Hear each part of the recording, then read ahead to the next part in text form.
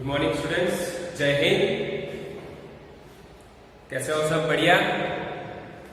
Okay, तो आज हम इस वीडियो में हमारा जो यूनिट टेस्ट होने वाला है उसका रिवीजन करेंगे। पेपर पैटर्न आप सबके पास पहुंच चुकी है, बराबर। पेपर पैटर्न के मुताबिक आज हम क्वेश्चन 1, 2 और 3 का रिवीजन करेंगे। यहाँ पर मैंने क्वेश्चन लिख दिए है।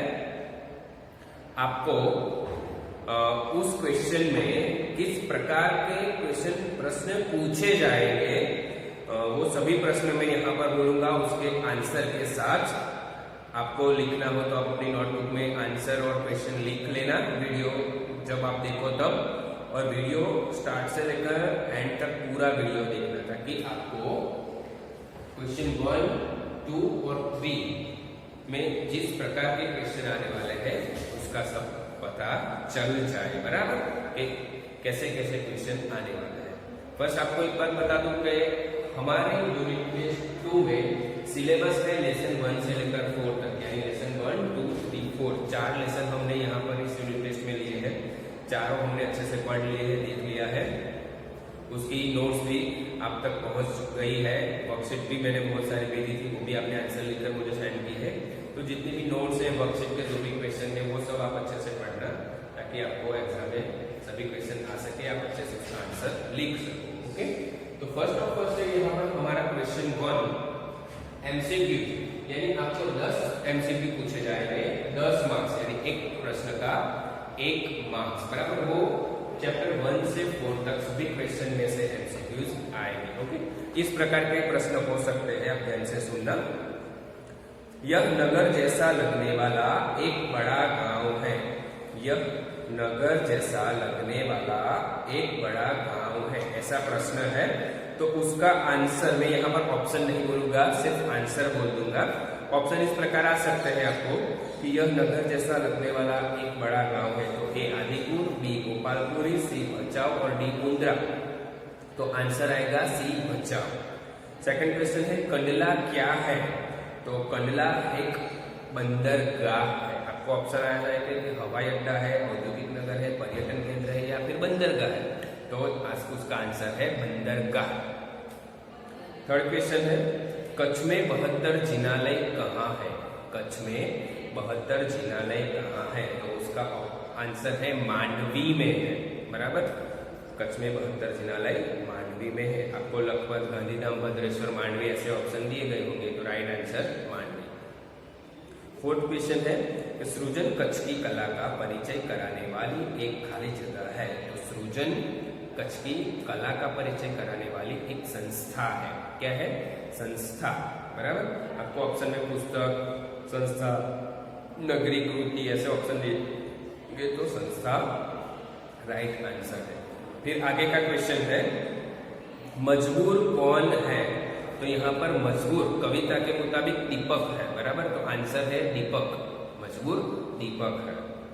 फिर क्वेश्चन है कवि किसे न बांटने के लिए कहता है? कवि किसे न बांटने के लिए कहता है? तो राइट आंसर इज कवि इंसान को बांटने के लिए, न बांटने के लिए कहता है, बराबर, इंसान को। राइट आंसर इंसान। सेकंड क्वेश्चन है किसके बिना जग सूना रेगिस्तान है? तो प्यार के बिना जग सूना रेगिस्तान है, बराबर।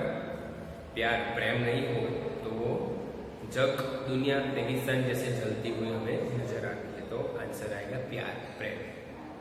फिर है प्यासी कौन है? तो कविता के मुताबिक प्यासी चट्टान है। चट्टान यानी बड़े बड़े पहाड़, शिखर, बराबर। वो प्यासी है क्योंकि प्यार का जल उनको नहीं मिला, प्यार की बारिश नहीं हुई, इसलिए वो चट्टाने सब प्यासी है। तो प्यासी चट्टान है। फिर आगे है कि शास्त्री जी के लिए धर्म क्या था? शास्त्री जी के लिए धर्म क्या था? तो शास्त्री जी के लिए धर्म ईश्वर था। क्या था? ईश्वर था। शास्त्री जी के लिए धर्म ईश्वर था। ओके, आगे का क्वेश्चन विनम्र ही पृथ्वी के वारिस होंगे, यह उक्ति किसकी है? तो ये उक्ति है बाइबिल की। आगे का क्वेश्चन शास्त्री जी ने अपनी शिक्षा कहाँ पूरी की? तो आंसर आएगा काशी विश्वविद्यालय, यानी काशी यूनिवर्सिटी से उन्होंने अपनी शिक्षा पूरी की। नेक्स्ट क्वेश्चन भारत के 9वें राष्ट्रपति कौन थे? तो भारत के 9वें राष्ट्रपति थे श्री शंकर दयाल शर्मा, भारत के 9वें राष्ट्रपति। फिर आगे का क्वेश्चन, शास्त्री जी लोक सेवा मंडल में शामिल हो गए क्यों शामिल हो गए? तो उसका कारण है कि वे सामाजिक कार्य करना चाहते थे, सामाजिक कार्य करना चाहते थे, इसलिए वे लोक सेवा मंडल में शामिल हो गए। क्वेश्चन नंबर 14, शास्त्री जी नमक कानून तोड़ने के आंदोलन में शामिल हुए थे। शास्त्री जी सन 1932 में जेल गए क्योंकि शास्त्री जी सन 1932 में जेल गए क्योंकि उन्होंने किसान आंदोलन में भाग लिया था, इसलिए। 15 नंबर का क्वेश्चन, लाल बहादुर शास्त्री केंद्रीय सरकार में मंत्री बने। लाल बहादुर शास्त्री केंद्रीय सरकार में मंत्री बने क्योंकि, तो आंसर है कि नेहरू जी ने उनसे इसके लिए अनुरोध किया था। नेहरू जी ने उनको इसके लिए अनुरोध किया था कि आप केंद्रीय सरकार में आओ, राजनीति में जुड़ो। 16 नंबर का क्वेश्चन, मंदिर मस्जिद गिरजाघर बनाने का मतलब है। मंदिर मस्जिद गिरजाघर बनाने का मतलब है भगवान का बंटवारा करना। आंसर आएगा भगवान का बंटवारा करना। फिर मंजिल बहुत दूर लगती है। मंजिल बहुत दूर लगती है क्योंकि अभी तो रात शुरू हुई है, इसीलिए मंजिल बहुत दूर लगती है। ओके। 18 नंबर का क्वेश्चन, जब सूना रेगिस्तान जैसा लगता है। जब सूना रेगिस्तान जैसा लगता है क्योंकि यहाँ प्यार की बारिश नहीं हो रही है। प्यार की बारिश नहीं हो रही है, इसलिए जग सूना जनता रेगिस्तान लगता है। 19 नंबर, कच्छ को हम म्यूजियम कह सकते हैं। कच्छ को हम म्यूजियम कह सकते हैं क्योंकि यहाँ अनेक दर्शनीय स्थानों का वैविध्य है। यहाँ दर्शनीय स्थानों का वैविध्य, विविधता है, इसलिए उसे हम म्यूजियम कह सकते हैं। क्वेश्चन नंबर 20, नखत्राणा लोकप्रिय स्थान है। नखत्राणा कच्छ का एक स्थान है, वो लोकप्रिय है। क्यों लोकप्रिय है? क्योंकि यह प्राकृतिक नजारों का केंद्र है। यहाँ पर नेचुरल बहुत ब्यूटी ज्यादा है, इसलिए वो प्राकृतिक नजारों का केंद्र है, इसलिए वह क्या है? लोकप्रिय स्थान है। क्वेश्चन नंबर 21, काला पहाड़ चढ़कर रेगिस्तान की झांकी करना। काला पहाड़ चढ़कर रेगिस्तान की झांकी करना एक अनूठा अनुभव है। एक अनूठा अनुभव है। क्वेश्चन नंबर 22, प्रतिदिन की घटनाओं और अनुभवों को लिखना क्या कहलाता है? प्रतिदिन की घटनाओं और अनुभवों को लिखना क्या कहलाता है? तो उसे हम डायरी कहते हैं। क्या कहते हैं? डायरी। डायरी लेखन, डायरी राइटिंग या डायरी। क्वेश्चन नंबर 23, डायरी के लिए हिंदी में कौन सा शब्द है? तो डायरी के लिए हिंदी में दैनिकी शब्द है। क्वेश्चन नंबर 24, अपने से बड़े को पत्र लिखते समय क्या संबोधन किया जाता है? तो पूज्य। आंसर आएगा पूज्य। क्वेश्चन नंबर 25, कच्छ की सैर पाठ के लेखक कौन है? तो आंसर है हरेश ढोलकिया। कच्छ की सैर पाठ के लेखक है हरेश ढोलकिया। अब हम चलते हैं हमारे क्वेश्चन नंबर 2। क्वेश्चन नंबर 2 की और क्वेश्चन नंबर 2 में है एक एक वाक्य में उत्तर लिखिए। यहाँ पर आपको क्वेश्चन के आंसर एक एक वाक्य में लिखने हैं। एक सेकंड।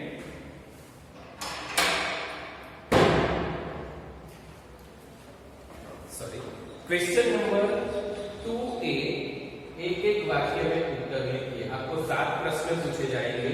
एक प्रश्न का 1 मार्क, यानी 7 प्रश्न के 7 मार्क्स है। प्रश्न कुछ इस प्रकार से होंगे।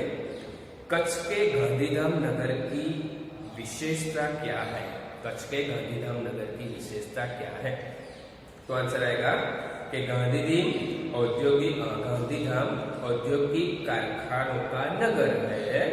यहाँ सिंधी प्रजा पाकिस्तान से आकर बस गई है। ओके, गांधीधाम औद्योगिक कारखानों का नगर है। यहाँ पर सिंधी प्रजा पाकिस्तान से आकर बस गई है, ये आंसर।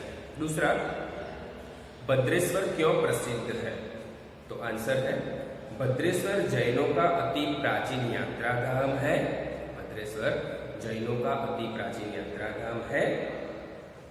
इसके कारण वो प्रसिद्ध है।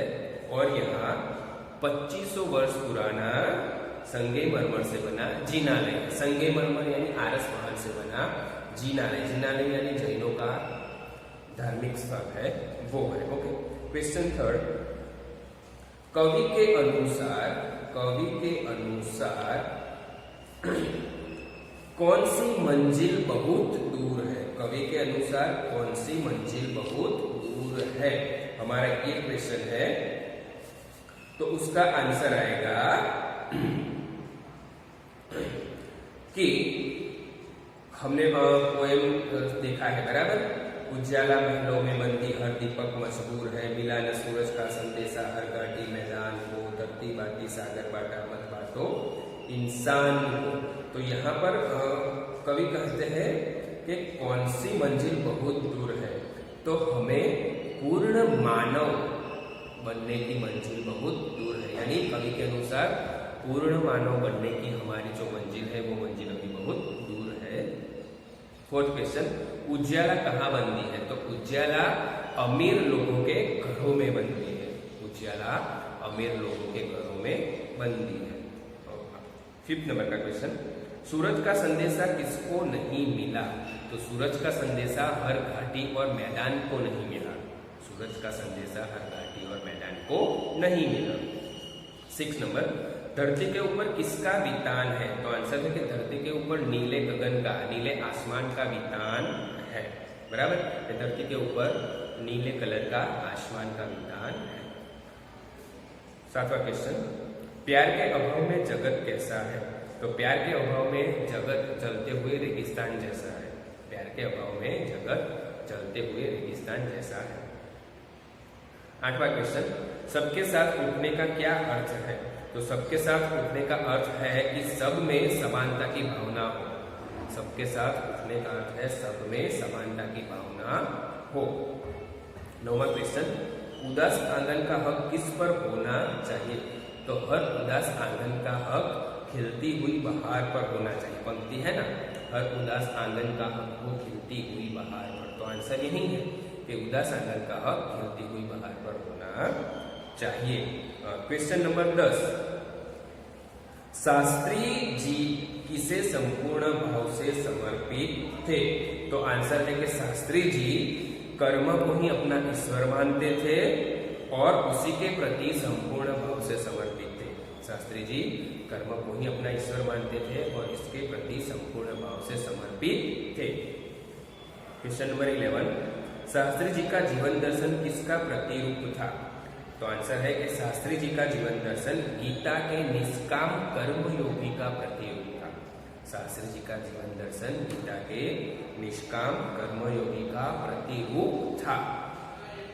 12वां क्वेश्चन, बाइबिल की कौन सी उक्ति शास्त्री जी पर लागू होती है? तो विनम्र ही पृथ्वी के वारिस होंगे, यह बाइबिल की उक्ति शास्त्री जी पर लागू होती है। विनम्र ही पृथ्वी के वारिस होंगे, यह उक्ति शास्त्री जी पर लागू होती है। आगे, शास्त्री जी की लोकप्रियता का कारण क्या था? वो क्यों लोकप्रिय थे, उनका कारण? तो शास्त्री जी का लोकप्रिय होने का कारण यही है कि वे हमेशा आत्मसंयम से काम लेते थे और अधिकारों की जगह व कर्तव्य को अधिक महत्व देते। शास्त्री जी लोकप्रिय हुए उसके पीछे का कारण ये है कि वो हमेशा आत्मसंयम से कार्य करते थे, जो भी कार्य करते थे वो, और अधिकारों से ज्यादा वो कर्तव्य को तरजीह देते थे, यानी महत्व देते थे। आगे, शास्त्री जी के जीवन का संदेश क्या है? तो आंसर है शास्त्री जी के जीवन का संदेश यह है, कर्म के प्रति अटल आस्था और संपूर्ण समर्पण। शास्त्री जी के जीवन का संदेश यह है, कर्म के प्रति संपूर्ण अटल आस्था और संपूर्ण समर्पण, ये उसका आगे। क्वेश्चन नंबर 50, शास्त्री जी का संपूर्ण जीवन किसका अनुपम उदाहरण है? तो शास्त्री जी का संपूर्ण जीवन गीता के निष्काम कर्मयोगी का अनुपम उदाहरण है बराबर। शास्त्री जी का संपूर्ण जीवन गीता के निष्काम कर्मयोगी का अनुपम उत्तम उदाहरण है। आगे, शास्त्री जी ने अपनी पढ़ाई कब छोड़ी?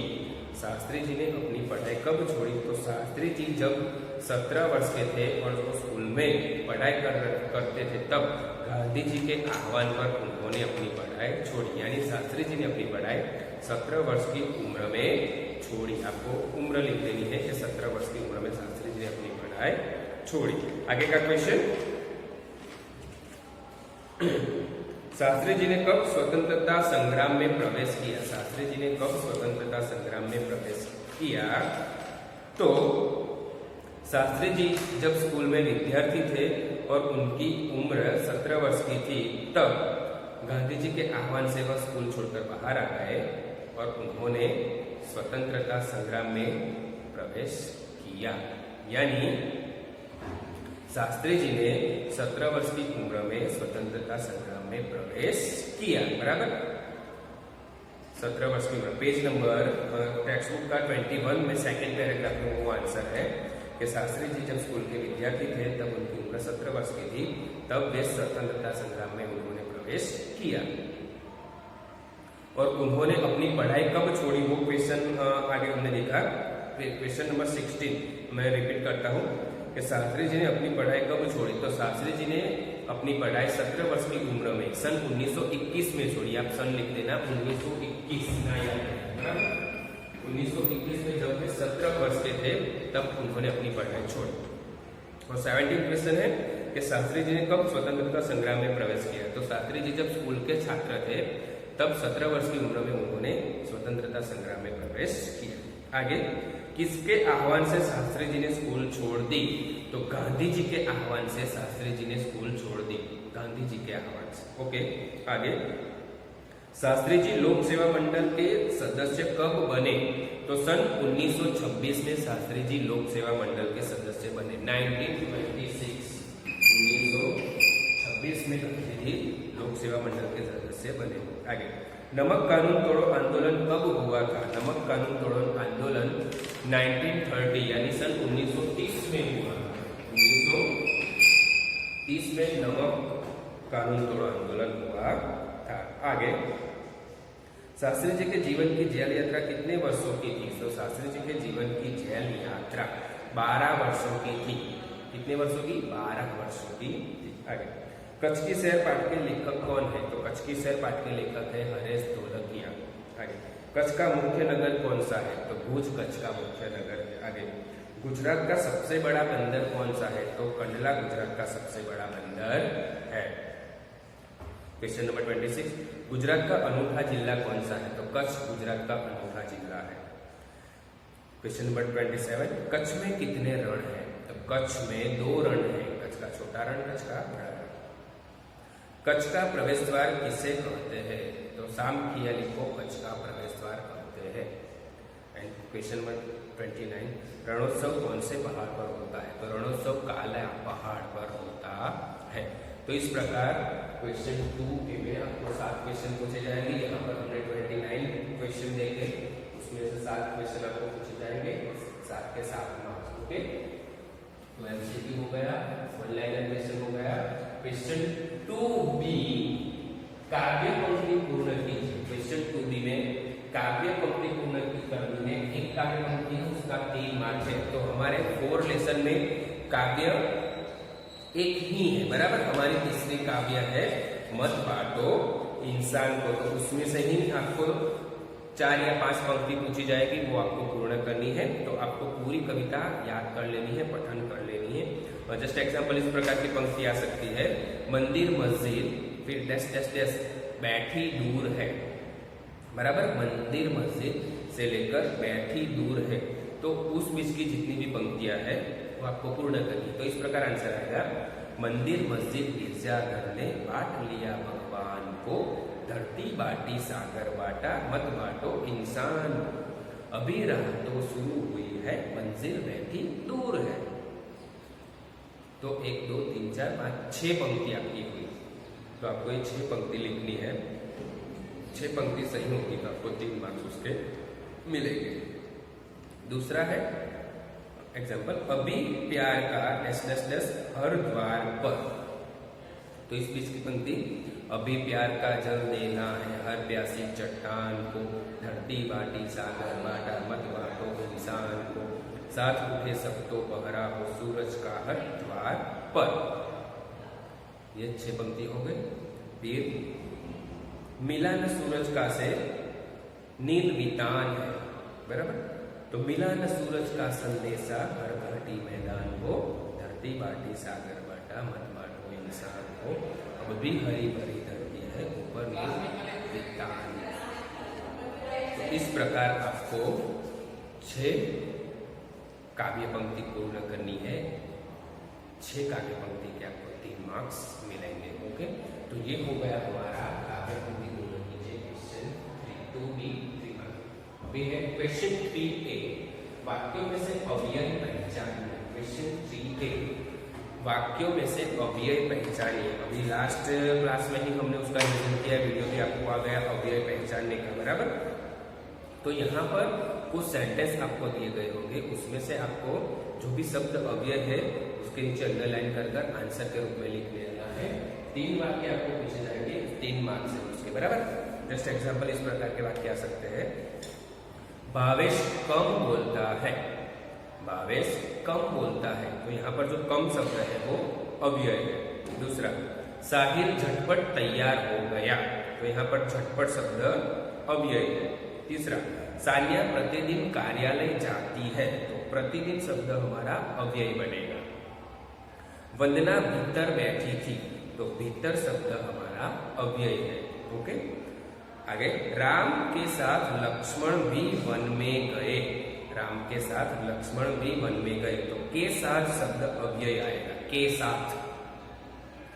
6 नंबर का सेंटेंस, बगीचे के चारों ओर दीवार बनी हुई है, तो के चारों ओर, बराबर। के चारों ओर ये शब्द हमारा बनेगा अव्यय। फिर आगे, हमारे घर के आगे मस्जिद है, तो के आगे वो है अव्यय। हमारे घर के आगे मस्जिद है, तो के आगे शब्द अव्यय।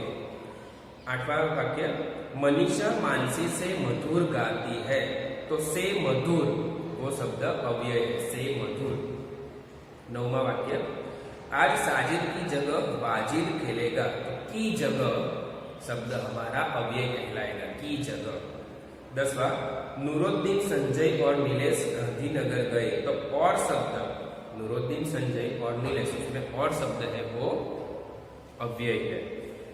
11वां वाक्य, रमेश ने परिश्रम किया इसलिए प्रथम आया, तो इसलिए शब्द, रमेश ने परिश्रम किया प्रथम आया। 2 वाक्यों को जोड़ने वाला शब्द है इसलिए, तो ये हमारा अव्यय बनेगा, उसका प्रकार आएगा समुच्चय बोधक अव्यय। ओके, आगे, यद्यपि वह निर्धन है तथापि उदार है, तो यहाँ पर जो तथापि शब्द है वो भी अव्यय है, समुच्चय बोधक अव्यय। 13वां वाक्य, अरे क्या बात कर रहे हो, तो अरे शब्द हमारा अव्यय है, विस्मयादि बोधक अव्यय। हाय ये क्या हो गया, तो हाय शब्द हमारा अव्यय, विस्मयादि बोधक। वाह कितना सुंदर बालक, तो वाह शब्द अव्यय।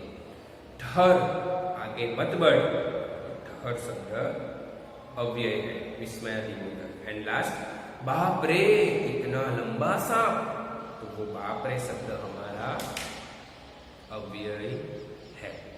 ओके, तो इस प्रकार आपको 3 सेंटेंस पूछे जाएंगे, तीनों में से आपको जो शब्द अव्यय है वो अंडरलाइन करके आंसर के रूप में लिख देना है।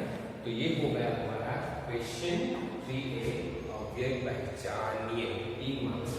क्वेश्चन 3B, समानार्थी शब्द लिखिए। आपको क्या करना है, समानार्थी शब्द लिखना है। तो कैसे शब्द आ सकते हैं मैं आपको बताता हूँ, आंसर आप खुद ढूंढना।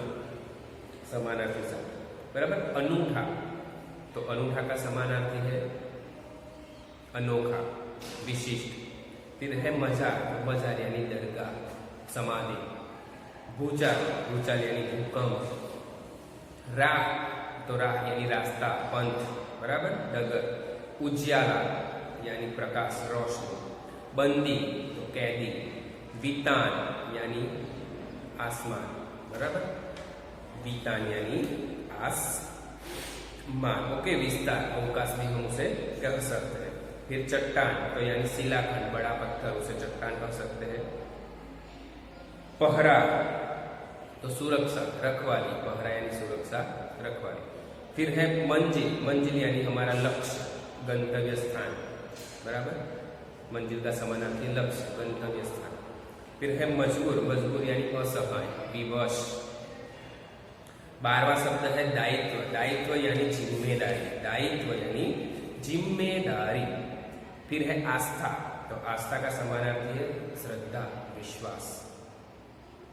फिर है आह्वान, तो आह्वान यानी ललकार, चुनौती।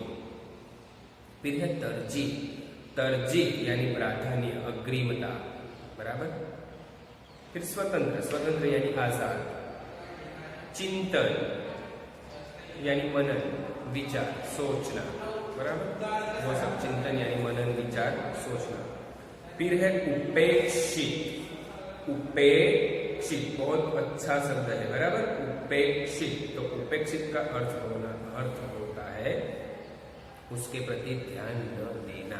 उपेक्षित यानी उसके प्रति ध्यान न देना। शास्त्री जी के लिए एक वाक्य है ना कि शास्त्री जी अपने कर्म को ईश्वर मानते थे, फल के प्रति वो हमेशा उपेक्षित ही रहते थे। तो उपेक्षित यानी ध्यान न देना। ओके, आगे का हमारा शब्द है आकांक्षा। तो आकांक्षा यानी इच्छा, आकांक्षा यानी इच्छा। और अनुपम, अनुपम यानी मनोहर, अनुपम यानी मनोहर। तो इस प्रकार के आपको समानार्थी शब्द पूछे जाएंगे। आपको उसके समानार्थी शब्द लिखने हैं, 3 शब्द पूछे जाएंगे, 3 मार्क्स आपको मिलेंगे। ओके, अब हम चलते हैं हमारे क्वेश्चन 3C। 2-3 वाक्यों में उत्तर लिखिए। 2-3 वाक्यों में उत्तर लिखने का मतलब है आपको एक प्रश्न पूछा जाएगा, इसका आपको 2-3 या 4 वाक्यों में उत्तर देना है। आपको 2 प्रश्न पूछे जाएंगे, एक प्रश्न का 2 मार्क, यानी 2 प्रश्न के आपको 4 मार्क्स मिलेंगे, बराबर। तो ये भी हमारा है, जितने भी पाठ है यानी हमारा लेसन 1, 2, 3, 4, तो उसमें से लेसन 2 और लेसन 4 इसमें से ही आपको पूछा जाएगा। ध्यान रखें, 2-3 वाक्यों में उत्तर लिखे ना। प्रश्न लेसन 2nd एंड 4th में से ही पूछा जाएगा, बराबर। यानी आपको ये 2 चैप्टर ही रेडी करने हैं, उसकी नोट्स में जो भी क्वेश्चन है वो रेडी करने हैं, उसमें से ही क्वेश्चन आएंगे, बराबर। क्वेश्चन कुछ इस प्रकार के हो सकते हैं। फर्स्ट क्वेश्चन ऐसा आ सकता है कि रेगिस्तान के बारे में 2-3 वाक्य लिखिए। रेगिस्तान के बारे में आपको 2-3 वाक्य लिखने हैं। तो आप इस प्रकार लिख सकते हो कि जिस प्रदेश में दूर दूर तक रेत ही रेत दिखाई देती है उसे रेगिस्तान कहते हैं। रेगिस्तान में वर्षा बहुत कम होती है या कभी तो बिल्कुल होती ही नहीं।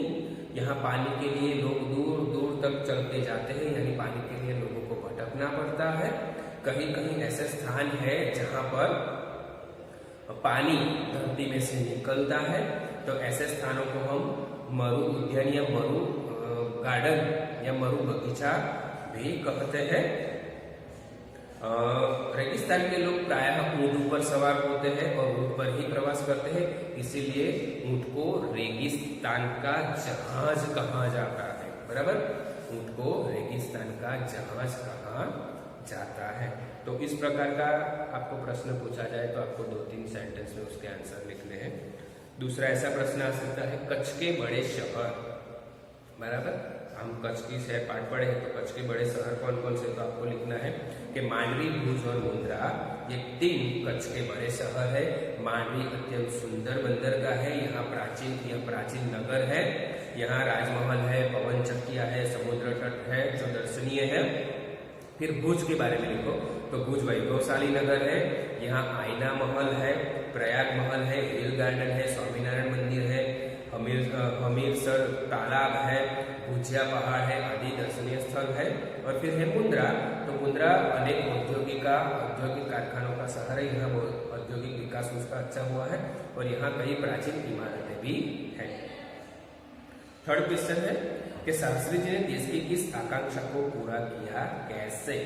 शास्त्री जी ने देश की किस आकांक्षा को पूरा किया, कैसे? तो वो क्वेश्चन हमारा 4th नंबर के लेसन का है कि शास्त्री जी ने देश की इस आकांक्षा को पूरा किया और कैसे आकांक्षा इच्छा। तो आंसर आएगा कि प्रधानमंत्री के रूप में पंडित जवाहरलाल नेहरू की समृद्ध राजनीतिक विरासत छोड़कर जवाहरलाल नेहरू की मृत्यु हो गई। उनकी मृत्यु के बाद उसे कुशलतापूर्वक संभालने का कार्य देश ने शास्त्री जी को सौंपा, यानी देश ने उनके पास से ये आकांक्षा रखी।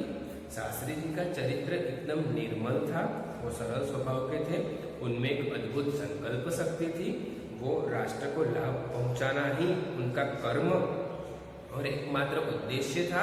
उनके इन्हीं गुणों के बल पर नेहरू जी की विरासत को संभालने और आगे बढ़ाने का कठिन कार्य वह पूरा कर सके। इस प्रकार आपको आंसर लिखना है।